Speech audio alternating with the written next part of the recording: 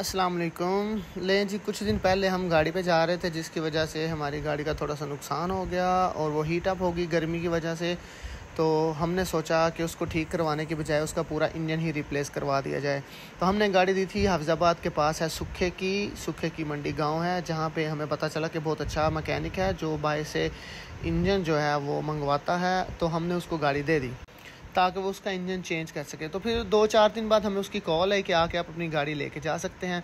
तो मैंने सोचा चले जाते जाते हम आपको वीडियोस में ये भी दिखाते चलें कि हाफिज़ाबाद से सुखो की जाते जाते रास्ते में कितने गांव आते हैं, जिनके सारे बोर्ड्स मैं आपको वीडियोस में दिखा रहा हूँ।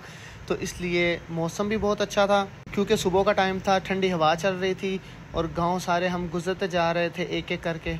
हाफिज़ाबाद से सुखे की के रास्ते में छोटे छोटे गाँव हैं जो बहुत ही साफ़ सुथरे और ख़ूबसूरत हैं।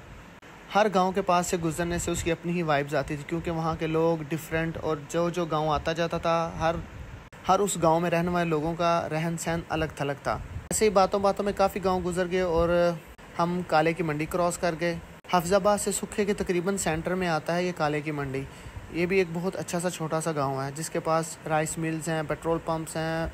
फिर हमने नुथें गाँव क्रॉस किया जहाँ पे आई थिंक राय बरादरी बहुत ज़्यादा रहती है। यहाँ पे उनके 6-7 गाँव हैं जिसमें सिर्फ खरल बरादरी रहती है। वैसे राय साहब कोई हो तो कमेंट्स में बता सकते हैं।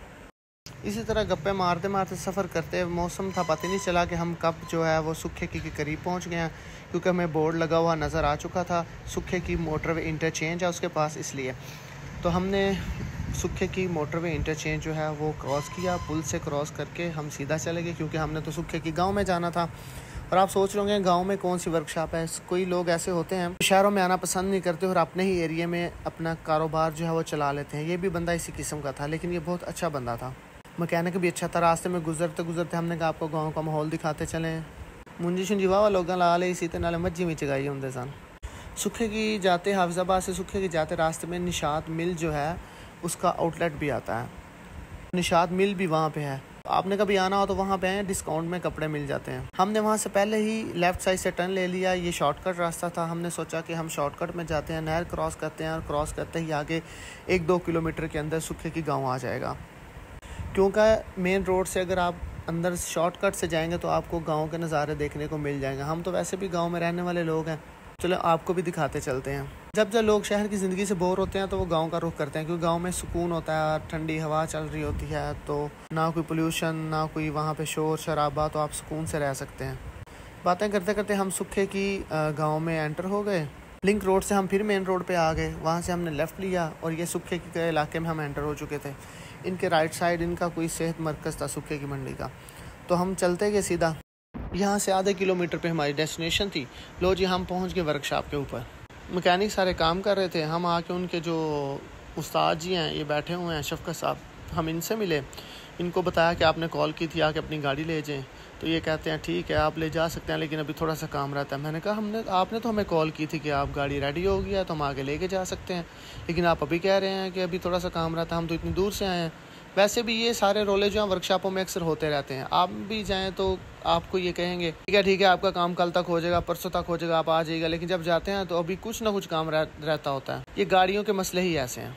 इन्होंने गाड़ी रेडी करके बाहर खड़ी की हुई थी कि आप आके चेक कर लें जी। हम आ गए, हमने गाड़ी देखी तो गाड़ी की हालत काफ़ी गंदी मंदी, क्योंकि 3-4 दिन से तो इनके पास खड़ी थी, ऊपर से बारिशें हो रही थी। गाड़ी हमने चेक की तो सोचा चलें इसकी टेस्ट ड्राइव लेते हैं, क्योंकि उसको चला के चेक करने से ही पता चलेगा कि इंजन की सस्पेंशन क्या है। और वैसे भी इंजन नया रखा हो तो कौन सा पता चलता है आपको, 10-15 दिन 20 दिन चला के गाड़ी का फिर ही पता चलता है कि उसकी सस्पेंशन क्या है, उसकी पावर क्या है, वो कर क्या रहा है, आपके साथ कोई ख़राबी तो नहीं होती।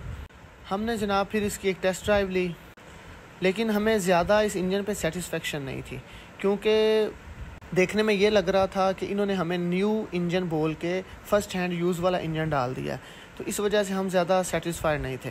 लेकिन फिर भी सोचा चलें उसके कहने पे एक दफ़ा चेक करते हैं। गाड़ी तो हमने करवा के ले ली उनसे, लेकिन उनको हम बोला है कि हम 10-15 दिन तक इसको चलाएंगे और बताएंगे। और मज़े की बात यह है कि 10-15 दिन के बाद उस इंजन ने हमें परेशान किया, वो बिल्कुल भी नहीं ठीक रहा था। हमें दोबारा उस वर्कशॉप पे जाना पड़ा। वर्कशॉप के मसले ऐसे होते हैं कि आप सारी गाड़ी भी ठीक करवा लो, 1-2-3 दिन बाद फिर कुछ ना कुछ रह जाता और आपको जाना पड़ता है। लेकिन हमने वापस जाके 15-20 दिन बाद उनसे रिक्वेस्ट करके फिर ब्रांड न्यू इंजन रखवाया और वो हमें चेंज करवाना पड़ा क्योंकि पहले वाला इंजन ठीक नहीं था। इसलिए वर्कशॉप पे तब जाएं जब आपके पास बहुत ज़्यादा टाइम हो। लेकिन आजकल यही तो टाइम किसी के पास होता नहीं है। वहाँ से वर्कशॉप से निकल के मैं सीधा सर्विस स्टेशन पे गया, सर्विस स्टेशन पे जाके गाड़ी वॉश करवाई, धुलवाई और सुकून आया दिल को, और फिर जाके हम घर गए।